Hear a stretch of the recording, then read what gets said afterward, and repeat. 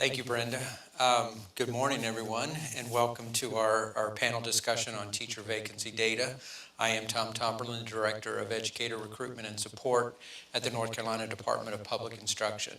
So our division is responsible for overseeing all professional aspects of an educator's career, from recruitment, preparation, licensure, employment, evaluation, performance, and their benefits and ultimate retirement. And I am joined today with some equally esteemed colleagues, Mrs. Shawnda Cherry and Mr. Tom West, and I will let them introduce themselves and their roles.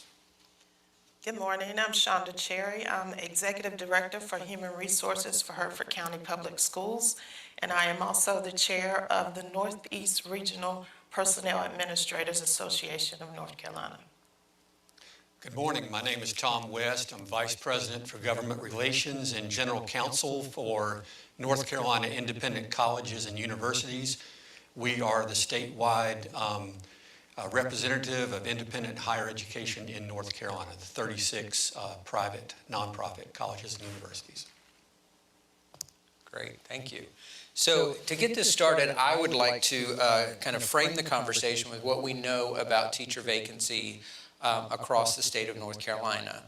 So annually, the department issues a State of the Teaching Profession report, and part of that report is to understand how teachers are moving across districts in our state, as well as how many and who leaves the profession, employment with North Carolina Public Schools. In addition to that, we report on the vacancy rates in our school districts on the 40th school day. So as part of this exercise, we've expanded that a little bit, and we measure both the first day vacancy rates for our school systems, as well as the 40th instructional day, and what are those vacancy rates. Historically, what we see in that report is that our LEAs across the state report about a 1.5% to 2% vacancy rate on average for North Carolina Public Schools. So this doesn't seem like a lot. However, when you compare that to the total number of teachers we have across the state, which is somewhere around 95,000 teachers, so let's say 100,000 teachers, that's 1,500 to 2,000 teacher positions per year that are not filled on the first day of school and on the 40th day of school. So when you start doing the math behind that, if you think about 30 students per classroom and 1,500 to 2,000 students, you can see that you're talking about 45,000, 60,000 students across the state who don't have a teacher on the first day of class or even on the 40th day of class. And so the teacher vacancy problems are really important to us, and the department is looking for ways that we can help support districts in ensuring that they have a qualified, licensed teacher in the classroom on the first day of school. So the vacancy rate that I quoted is the average across the state, but of course we know that many districts experience this vacancy differently than other districts. So we have very many districts across the state that have virtually no turnover and no vacancies. And we have other districts in the state that experience much higher levels of vacancy rates than what are reported in the statewide average. So how can we differentially support these districts based on their need is one of the big questions that the department is asking. I referenced earlier that we measure this on the first and the 40th day, and what we see is that those numbers are largely consistent across the state. But in the report, we're very clear to point out that those teachers are not the same teachers on the first day and the 40th day.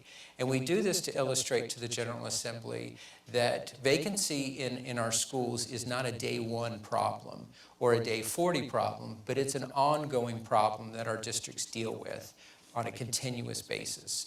And so as they solve one vacancy, they're confronted with another vacancy in their schools. And so how can we help support these ongoing efforts and ensure that no matter when the vacancy occurs, that our school districts have access to qualified personnel to fill those vacancies. So that's kind of an overview of the lay of the land of teacher vacancy in the state.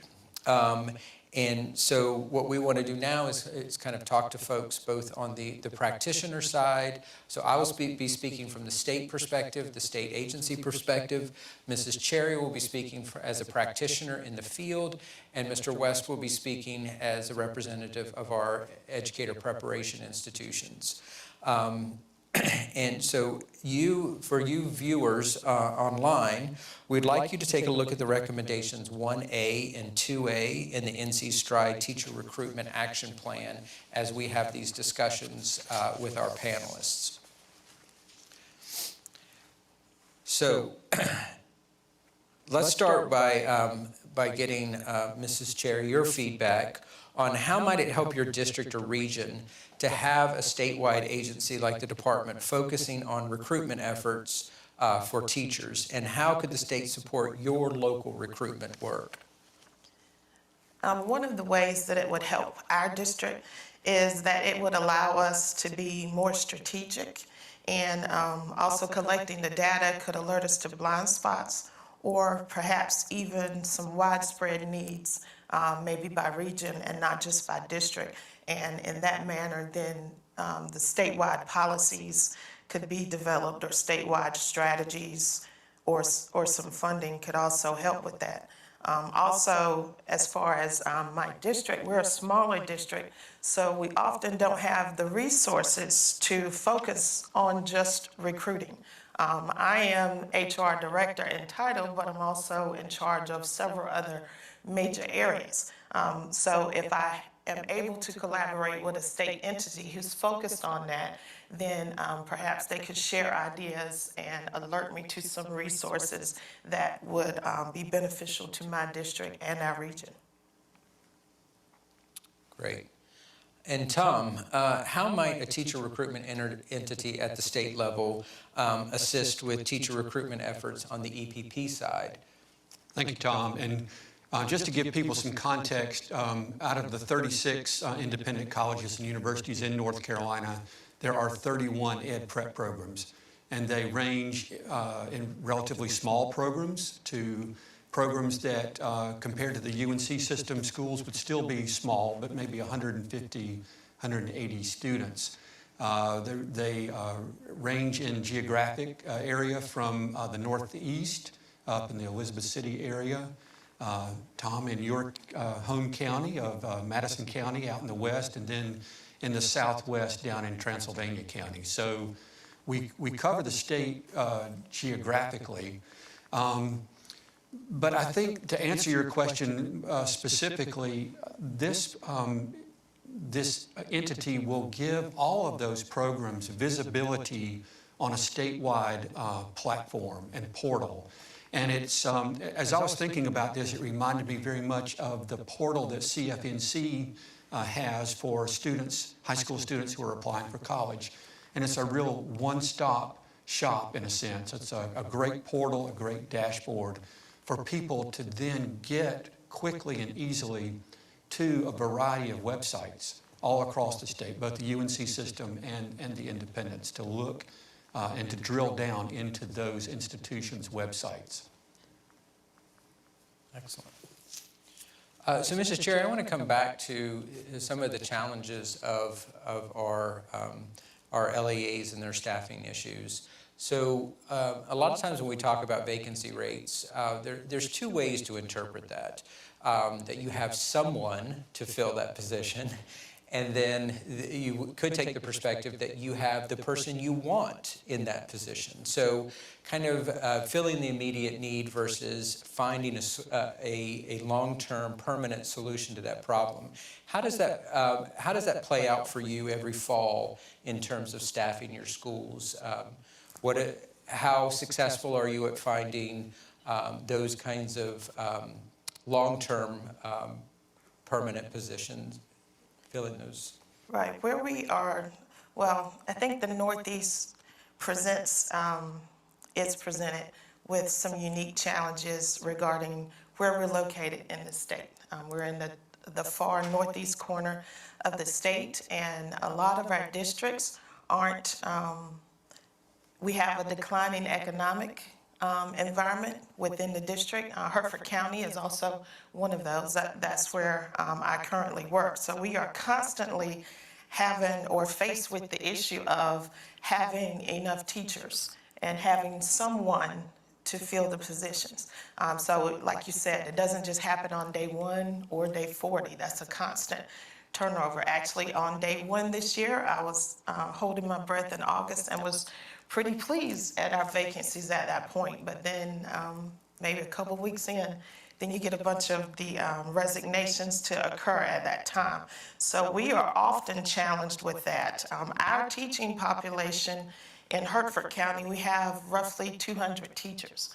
Of those 200 teachers, about a third of those end up being beginning teachers, meaning they have 3 years or less into the classroom. And of that 1/3, we have, I would say, probably 90% or more that enter via alternative license. And we're appreciative of those that have chosen education, perhaps maybe as a second career, or have come to us by other means and have decided to make teaching their chosen profession. But it takes them a couple of years to get their feet up under them and to get the skills that they need. When we provide them the support, then they can become the great teachers that they need. But during those first 2 to 3 years, they're in the classroom and not having graduated from a teacher ed program.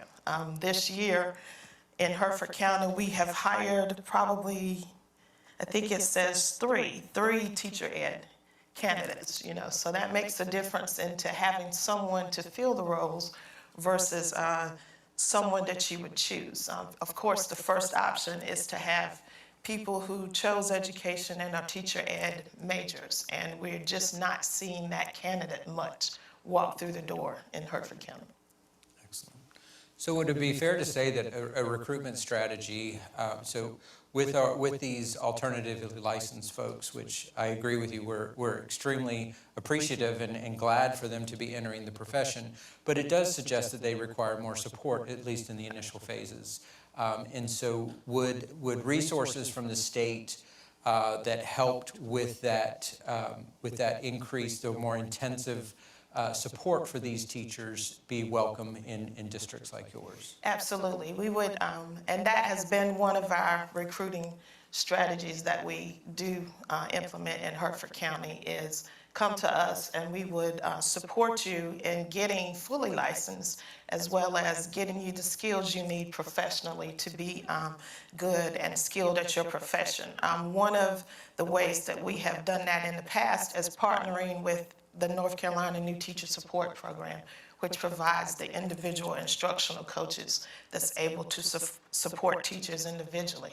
And so to have a statewide entity that's focused on that and additional resources to help us support that within our districts would also be helpful. Excellent. So Tom, back to you. How would having good information from our regional schools, so vacancy data from a regional perspective, how would that help, better help EPPs in general, not necessarily just NCICU schools, but all educator prep programs recruit to their programs? So in other words, having the jobs or understanding what the availability of jobs are as a recruiting mechanism for your EPPs. Sure. And Tom, for the NCICU programs, a lot of them tend to be very closely connected with their community. And so they would not have as wide a spread of where their graduates are going to go. And for instance, if you're in the corridor that I-95 is, there might be 3 or 4 counties that you are particularly sending teachers to. And so you are really connected and should be really connected with the LEA to know what your market is and what the market needs are. And so I think really facilitating that communication. There ought to be good communication with the LEAs that you serve, but making it easier to get that data and then maybe go to the LEA and say, what can we do to help you really not be in a situation where you're talking about vacancies, but one of our goals ought to be to actually have more graduates than you need in your geographic area, so that you can then spread the coverage of your program. And I think that's one way it would help. Excellent. So in regard to teacher vacancy, the state has been challenged in actually how to define this thing. And recently in the latest budget bill, we got some support from legislation in helping define that. And so in that legislation, when we talk about a vacant position, the statute states that teachers who hold an emergency license or a permit to teach are not considered filling a vacancy. Teachers who are provisionally licensed. So what that means is I'm a math teacher, I'm fully licensed as a math teacher, but because my district needs a science teacher, I'm going to get provisionally licensed in science, and I have a certain number of years to pass the test or meet the requirements of holding that license. So until such time as the teacher meets those requirements, they are considered provisional in that area. That would not count as filling a vacancy for our districts. As well as rehiring retired teachers. Generally, they are restricted from serving for an entire school year because of the limitations of the retirement. So we're trying to avoid considering those a full-time, a filling of the vacancy. And really, we're hoping this is going to be helpful to LEAs because we need to address the full extent of the vacancy issues across the state in terms of getting a highly qualified, permanent solution to the vacancy problem. And so we understand that districts have to do whatever they need to do to fill those vacancies to make sure that the students are supervised and have some instruction. But we really want to get a sense of what's the overall problem in terms of having a licensed, qualified teacher in every classroom. And so, Mrs. Cherry, it would be great if you could give us some response to that new legislation and how that might help your district really understand their staffing needs, and what are some of the challenges to that definition of vacancy for our teachers? Regarding that definition, if we look at it in that respect, in Hertford County right now, probably a fourth of our BTs, 25%, would be on a permit to teach or an emergency license. So that would be a large portion of those would be considered vacant. And I think that is fair to say, because it has been our experience that sometimes within that first 2 years is when people, even with their best intentions, decide whether or not teaching is going to be the way for me. It takes them a couple of years to get their feet up under them. So I think that is fair to leave it as a vacancy because they are not exactly sure how that's going to go. And with the licensure, and I know licensure is a separate piece, but it goes hand in hand with the vacancy issue as well. Our licensure process is very complicated for people who are outside of that rim and hard to understand, as well as it's a lot of steps, a lot of hoops to jump through year after year. I'm not trying to suggest that we shouldn't have those, because I think those requirements are necessary, but it can be quite complicated for an individual, working full-time in an area in which I was not trained initially, and now I got to remember all of these things that I need to meet, these expectations. I have to have these classes, I have to pass these tests.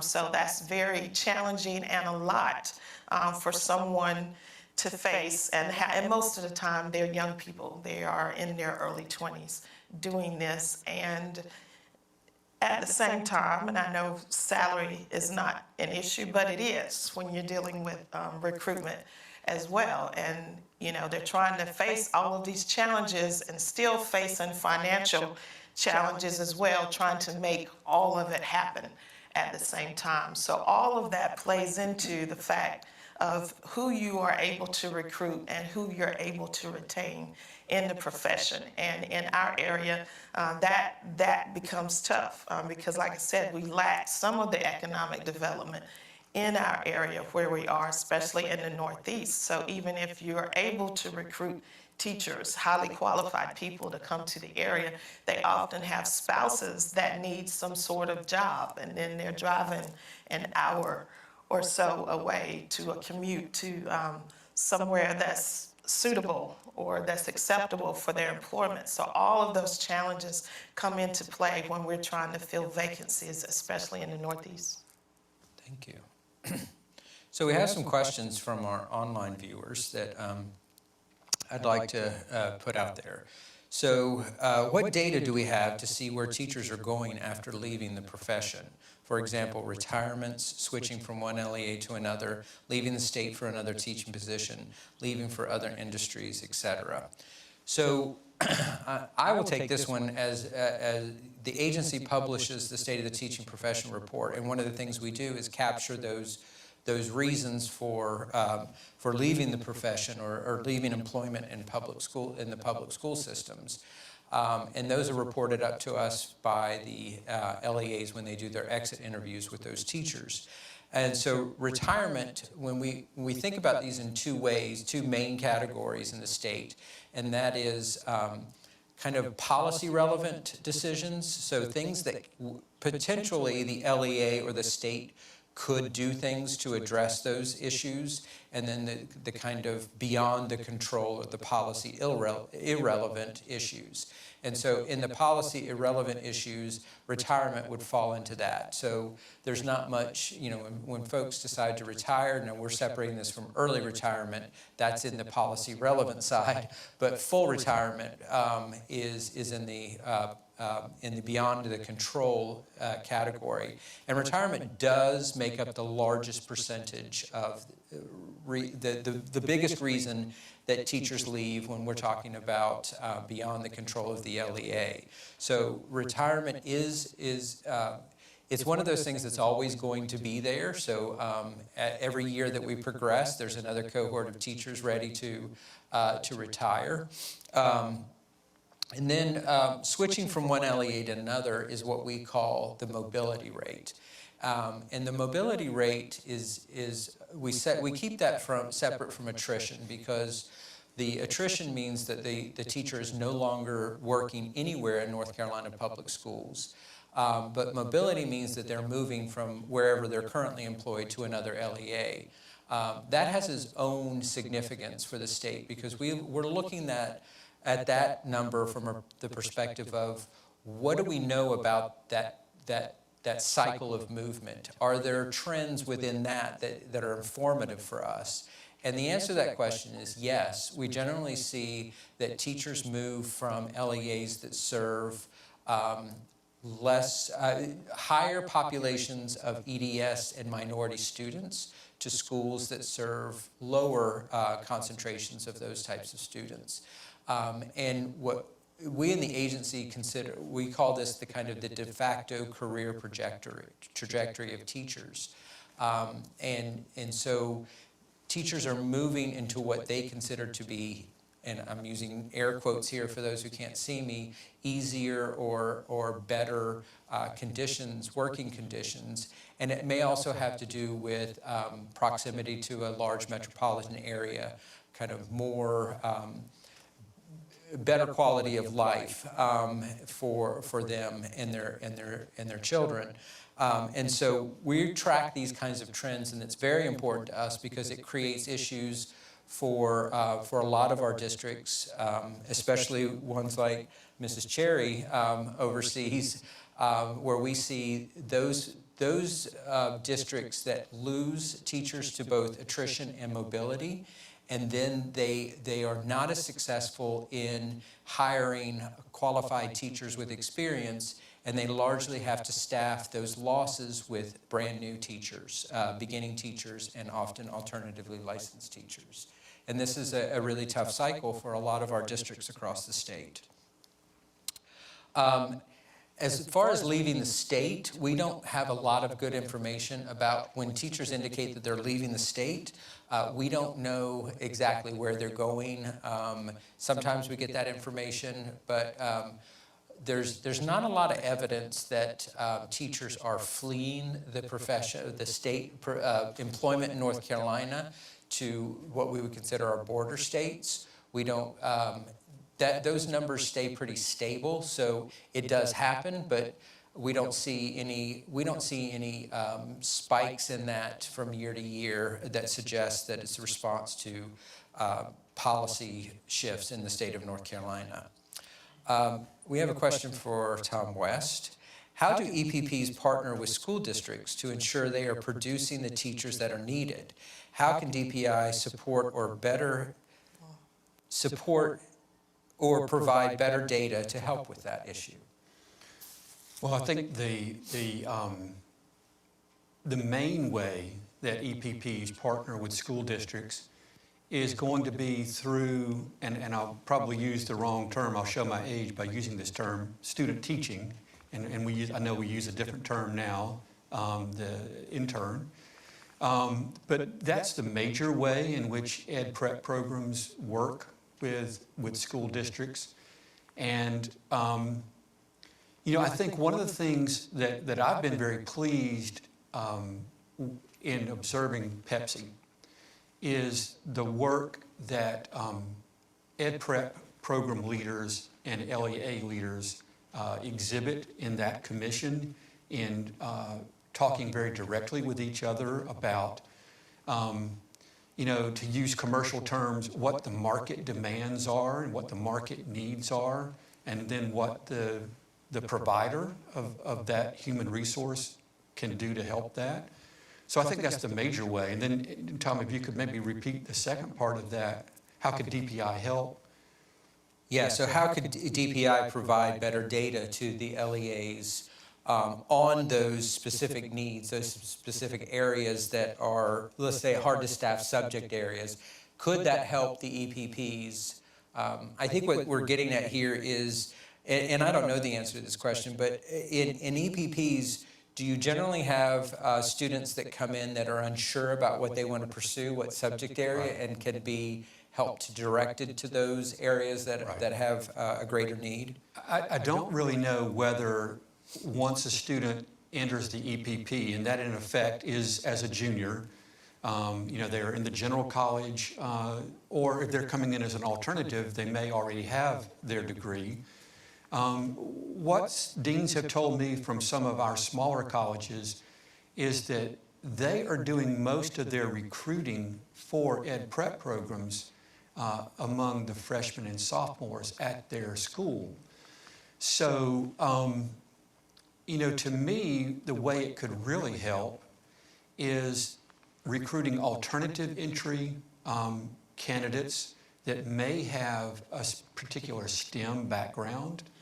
And those would be probably students that are going to be later in their career, and I don't want to say later in their life because they're probably much younger than I am, but later in their career that would be wanting to move into teaching. And then for the younger teachers that would be the more traditional, 18 to 21-year-old group that we think of as more traditional. I really don't think that is the model for higher education anymore. But, to help convince and recruit students that may have an expertise in a STEM area. And frankly, I think that begins to exhibit one of our bigger problems in teaching vacancies, and that is not only just the recruitment, but the retention, because we are competing more and more in this state with the booming economy that we have. We're competing with other industries to maintain those highly qualified chemistry teachers, math teachers. I mean, there's just an abundance of great jobs in this state now that those people are highly qualified for. Right, yeah. And it's certainly a challenge.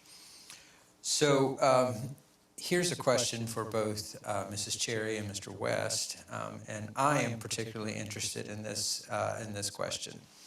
As DPI considers establishing a teacher recruitment entity, which we are doing with Teach NC, that initiative is being created within the agency.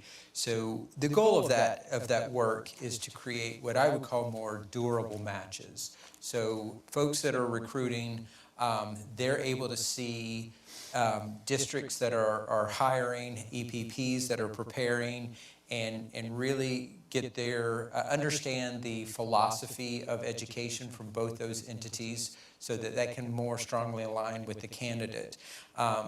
And so that's the goal of Teach NC, is to help create these stronger matches between employee and employer and preparation program and candidate. But I'm curious, what word of caution would you have? What would it look like for the state entity to overreach its authority in this regard? Because employment is the purview of the districts. Right. I think we would certainly welcome DPI support in terms of funding, especially in terms of funding. DPI has extra funding, that's always good.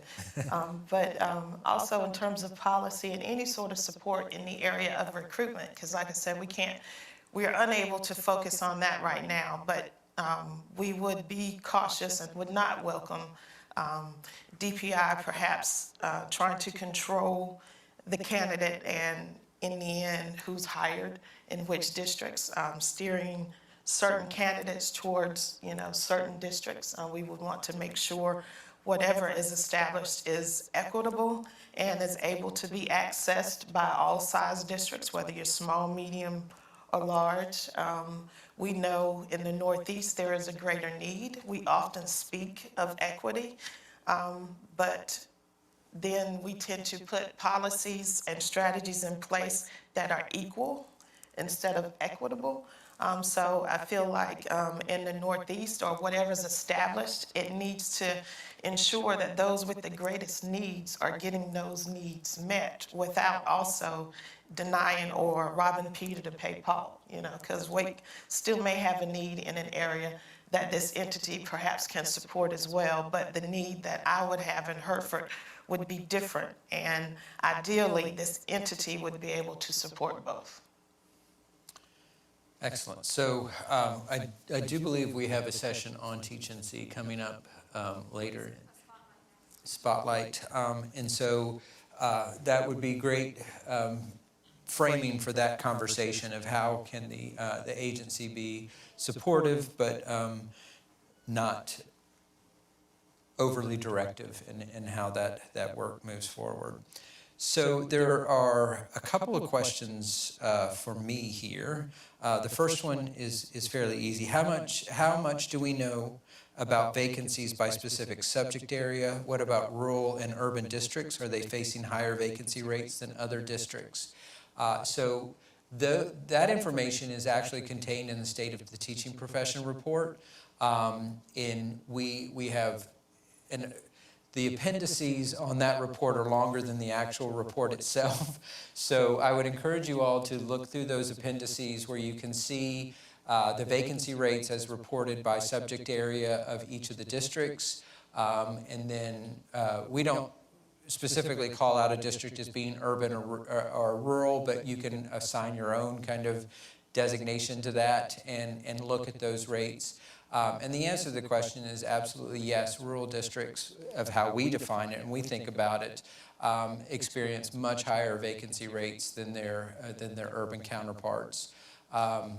But when you start looking down into the district, even those larger urban districts have areas or pockets within their district that has higher than average vacancy rates. And so these are challenges that affect all of our schools, and it is not a problem that we can say is specifically related to this type of school.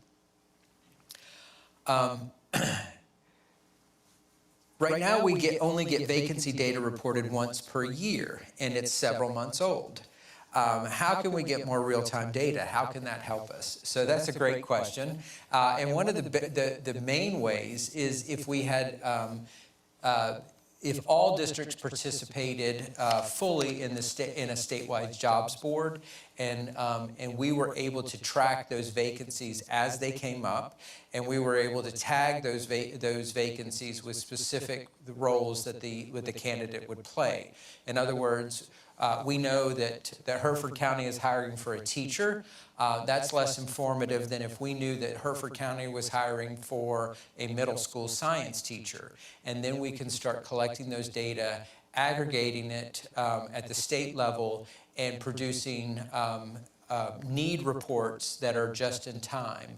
The state of the teaching profession, I often joke about this, is, the state wants a physical, and what I provide to them is an autopsy.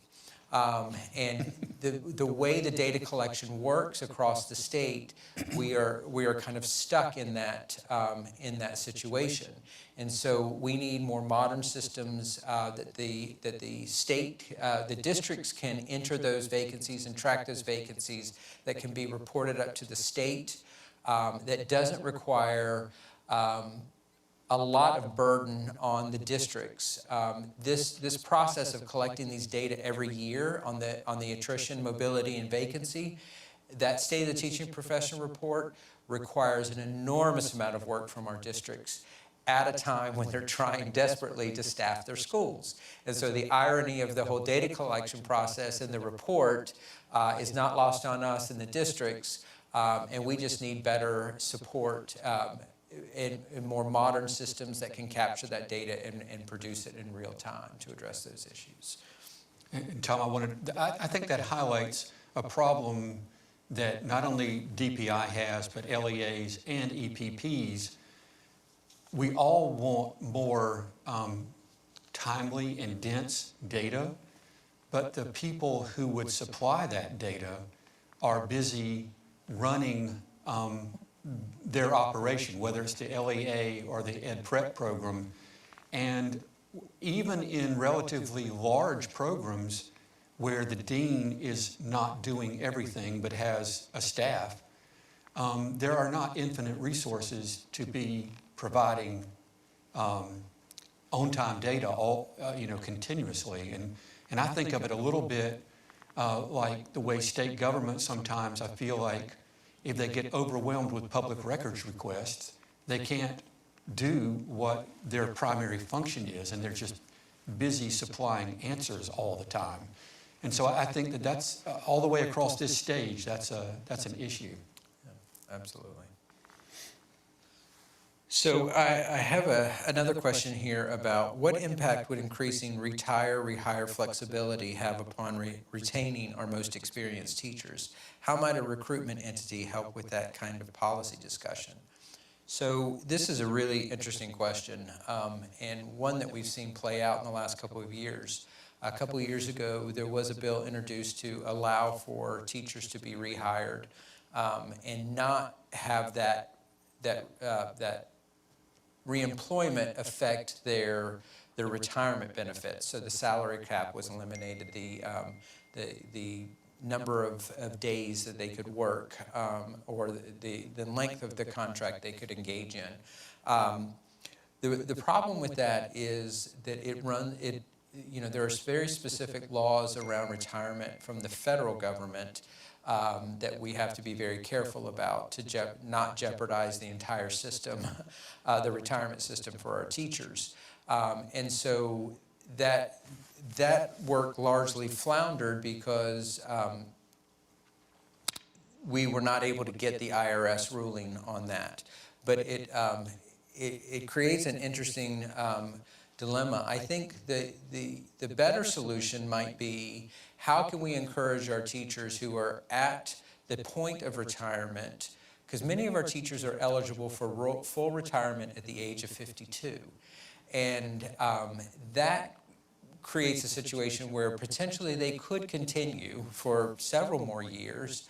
And so how could the state create policy that would incentivize those teachers to remain employed and create some additional benefit to them for deferring that retirement to a later date.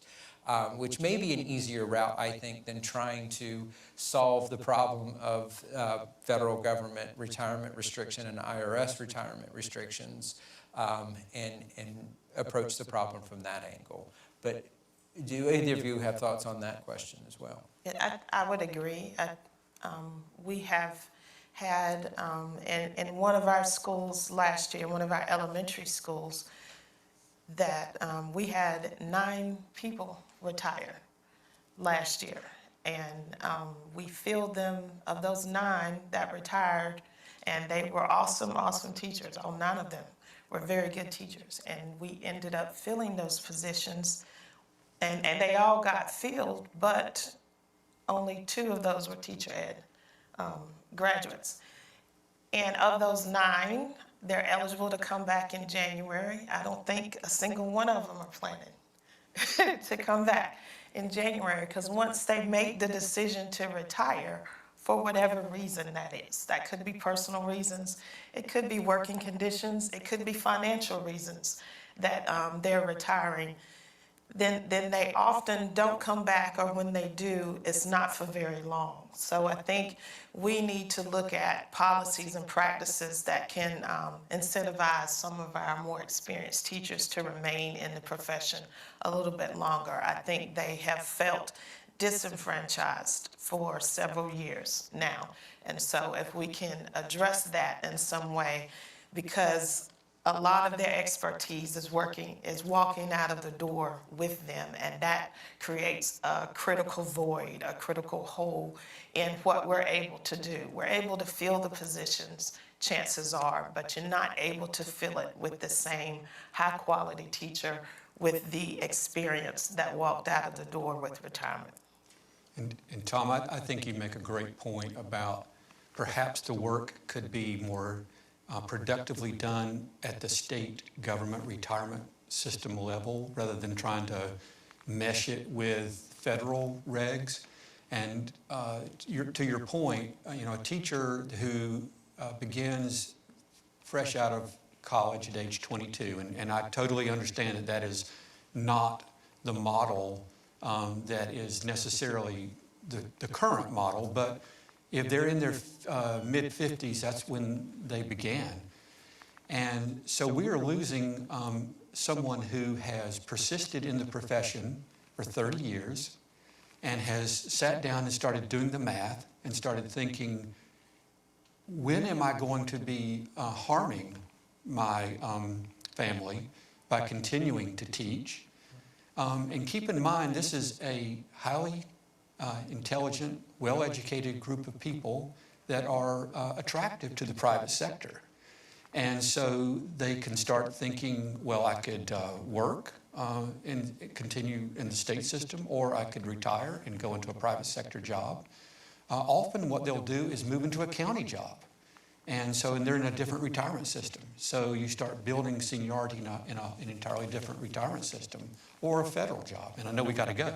But it is really something that I think we are bleeding talent as a result of that. Absolutely. And yes, we are getting the cue to wrap it up. So on behalf of the panel, I'd like to thank you all for attending and listening to this session. And I would invite you to keep sending us questions. We think a lot about these issues, and we want to be in a position to support our districts, both our traditional LEAs and our charter schools across the state in their recruitment activities. And with that, I will turn it back over to